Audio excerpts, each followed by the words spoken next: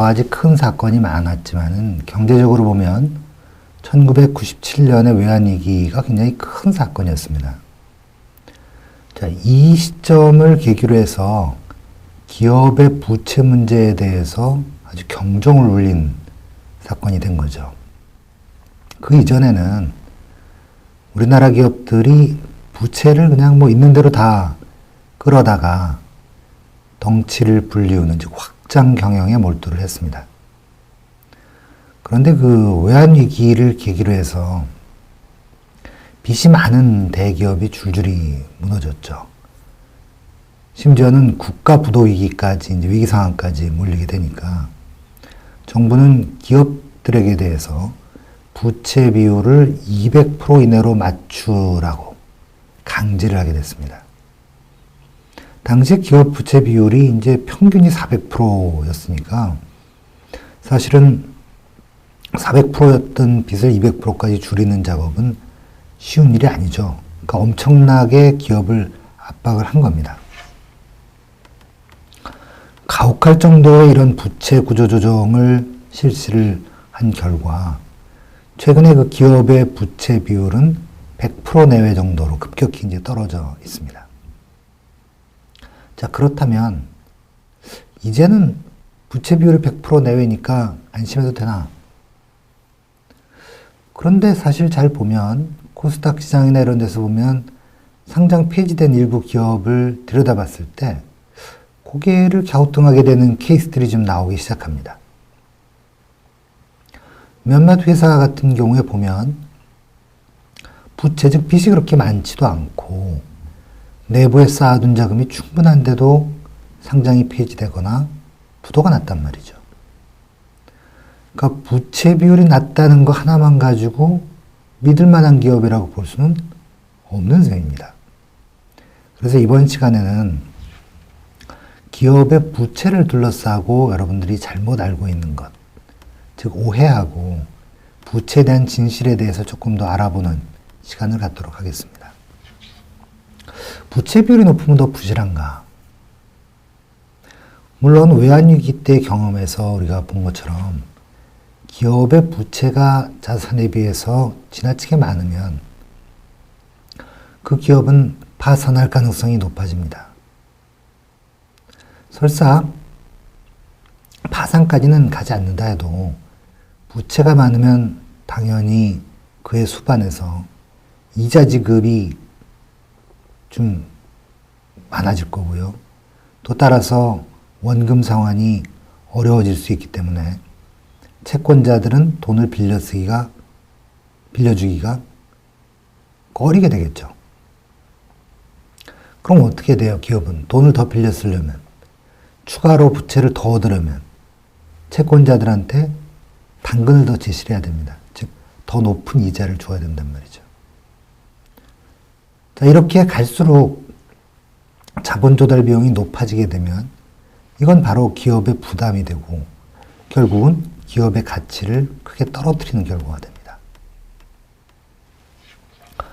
또 부채 비율이 높아서 기업이 위기에 빠질 가능성이 높아지게 되면 그 안에 있는 내부 인력들이 이미 알죠.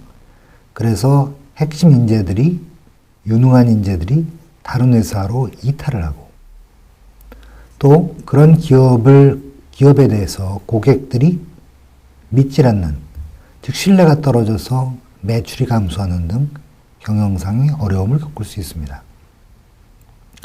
자, 그런데 그렇다고 기업이 부채를 무조건 줄이는 것만이 만능의 해결책은 아니라는 겁니다. 왜냐하면 적정한 부채를 씀으로써 얻을 수 있는 긍정적인 효과도 역시 있기 때문이라는 거죠. 부채를 이용해서 기업이 얻는 건 뭘까? 부채를 적절히 사용을 하면 이른바 그 레버리지 효과라는 것을 거둘 수 있습니다. 즉, 다른 사람한테 빌린 돈, 즉 부채죠. 이것을 지렛대 삼아서 자기 자본을 조금 들이고도 이익을 많이 올리는 것. 이게 바로 지렛대 효과라고 하는 겁니다. 예를 들어서 자기 자본이 10억이에요. 그래서 10억을 투입해서 1억 원에 만약에 수입을 올렸다면은 자기자본 이익률, 즉 자기자본하고 이익의 비율이죠. 그건 10%죠. 10억 들여서 1억 벌었으니까 10%가 됩니다. 그런데 10억 원 중에서 5억 원을 부채를 통해 조달을 했다면, 그리고 1억의 수입을 냈다면 자기자본 이익률이 몇 프로가 되나요? 자기자본은 이 경우에는 지금 5억만 쓰고 1억을 번 거니까 5대 1이니까 20%가 됩니다. 즉 자기자본 이익률이 2배가 된다는 거죠. 물론 부채를 쓴 다음에 손실을 입었다면 자기자본만으로 사업을 하는 경우에 비해서 자기자본 대비 손실률도 훨씬 커지겠죠. 또 기업은 부채를 쓰면 법인세를 줄일 수 있습니다. 왜냐하면 기업이 은행이나 회사채 투자자와 같은 채권자에게 지급하는 이자는 비용으로 인정되기 때문이죠. 즉 법인세를 계산할 때 순이익에 대해서 법인세가 매겨지게 되는데 총 매출에서 각종 비용을 뺀 뒤에 계산되는 게 순이익입니다. 그런데 이자는 일종의 비용이기 때문에 이자 지출이 많을수록 납부해야 되는 법인세는 줄어들게 됩니다.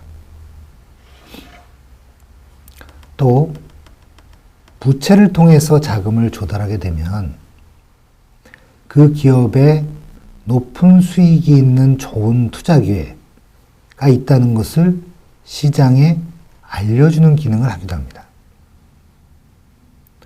예를 들어서 기업이 회사채를 발행해서 조달한 자금을 어떤 새로운 투자 기회에 사용할 것이라고 발표를 한다면 시장에서는 그 새로운 투자 기회라는 것이 추가적으로 지게 되는 부채에 대한 원리금 상환을 하고도 남을 정도로 좋은 것이니까 그 기업이 회사채를 빌렸겠지라고 생각을 한다는 거죠.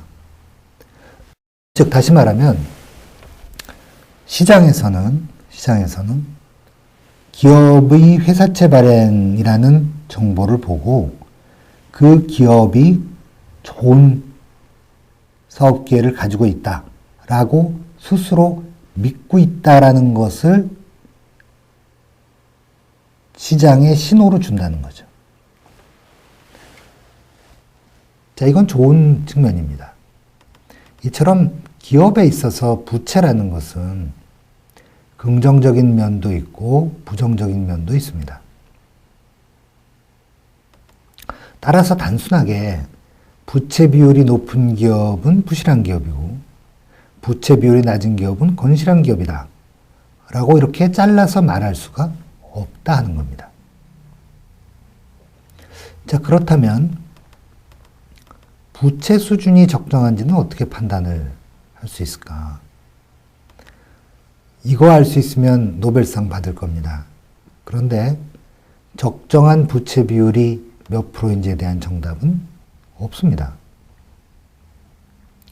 부채는 기본적으로 투자 자금으로 활용이 돼서 기업 가치를 높일 수 있는 긍정적인 효과를 기대할 수 있는 반면에 이자 부담이 늘어나서 기업에 자금 압박을 주는 측면이 있기 때문입니다. 부채 적정 수준이라는 것은 해당 산업의 특성에 따라서도 달라질 수밖에 없습니다.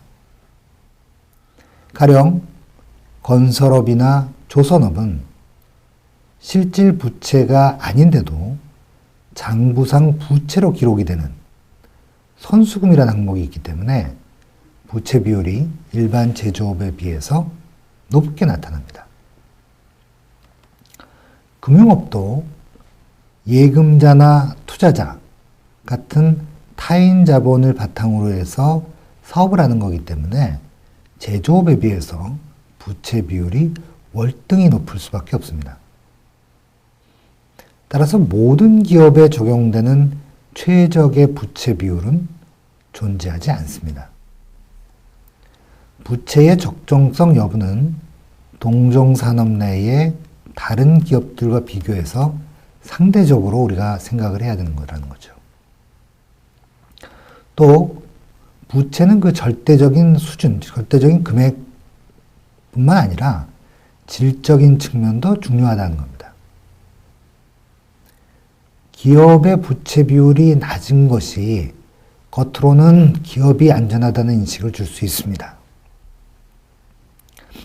하지만 낮은 부채 비율이라는 것이 수익성이 낮은 자산을 팔고 재무 구조를 개선해서 기업을 효율화하는 과정에서 부수적으로 얻게 되는, 즉 낮은 부채 비율 자체가 목적이 아니라 뭐 기업의 수익성 낮은 거 팔아서 돈 들여오고 그 돈 가지고 빚 갚고 이렇게 하다 보니까 기업이 효율화되어 가는 과정에서 결과적으로 보니까 부채 비율이 낮아졌네, 이렇게 된 것인지, 또는 단지 부채 비율을 낮추기 위해서 유상증자를 통해서 자기 자본을 증가시켰기 때문인지 같은 것들은 살펴봐야 한다는 거죠. 기업의 안정성을 평가할 때 장기 부채와 단기 부채의 비율도 따져봐야 됩니다. 기업의 전체 부채액은 작다 하더라도 단기 부채 비율이 만약에 높다면 기업이 일시적으로 위기 상황에 빠질 때 채권자가 돈 내놔라 하고 바로 상환을 요구할 수 있기 때문에 기업이 더 큰 타격을 받을 수 있습니다. 또한 부채가 작고 사내 유보금이 많다. 좋은 것처럼 생각이 들지만 반대로 생각하면 기업이 미래의 수익을 올릴 만한 투자처를 찾지 못했기 때문에 사내 유보금이 많은 거로 해석이 될 수 있습니다. 즉 성장성이 떨어져서 오래 존속하기 힘든 기업이라는 지표로 될 수도 있다는 겁니다.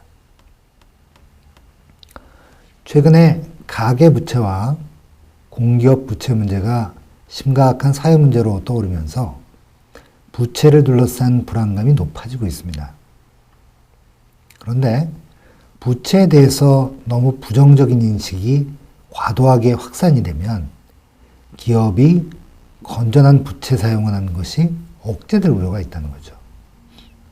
부채는 적절하게 사용을 해서 안정성과 성장성의 균형을 맞춘다면 기업을 성장시키고 경제 발전을 이끄는 원동력이 될 수 있습니다. 자, 이제 부채 비율에 대한 것을 좀 이해를 하셨나요? 옛날 기억이 좀 나네요. 제가 예전에 그 석사과정 입학시험 문제에 최적 부채 비율이 존재하느냐에 대해서 논하라라는 문제를 받았던 기억이 납니다. 자, 여러분은 이제 그런 문제를 받았을 때 나름대로 답안을 쓰실 수 있으리라고 생각을 합니다.